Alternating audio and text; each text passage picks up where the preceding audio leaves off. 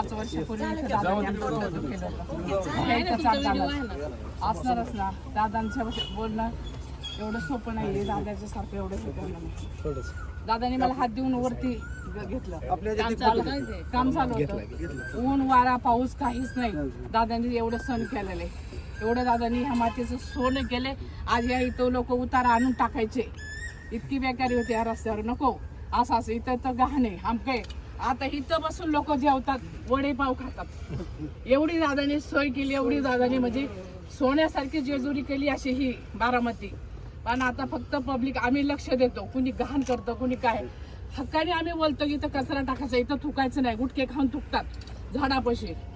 तर आम्ही नेहमी असं दादांचं प्रत्येक वेळेस दादांना आम्ही सहकार्य करतो आणि करणार. आणि इथून पुढे बी ताईंना आम्ही सहकार्य करणार, म्हणजे करणार, खूप करणार. आम्ही वॉकिंगला येताना आमच्या बरोबर दादांनी चहा सुद्धा घेतलाय. आम्ही इथं नेहमी फिरायला येतो, दादांनी आमच्यावर इथं त्या तिथं पुढे तुप्यांचे तिथं चहा सुद्धा दादांनी घेतला आमच्या बरोबर. एवढं दादांना आपुलकीपणा वाटायचा.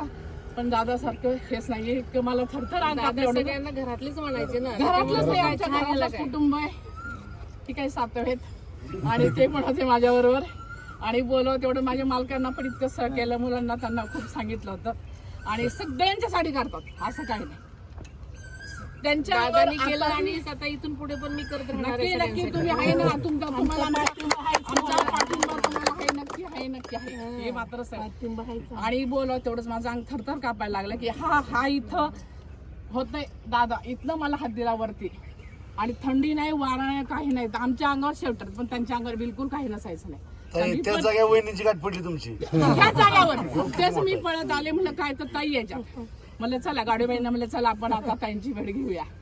खूप छान आहे, आम्ही सहकार्य करणार, आम्ही लक्ष पण देणार इथे सगळ्यांशी. म्हणजे कर्तबदारी करणारे सगळे चांगले, सगळे तुम्ही काळजी करू नका, काही नका, व्यवस्थित आहे, सगळे छान आहे आणि होणार.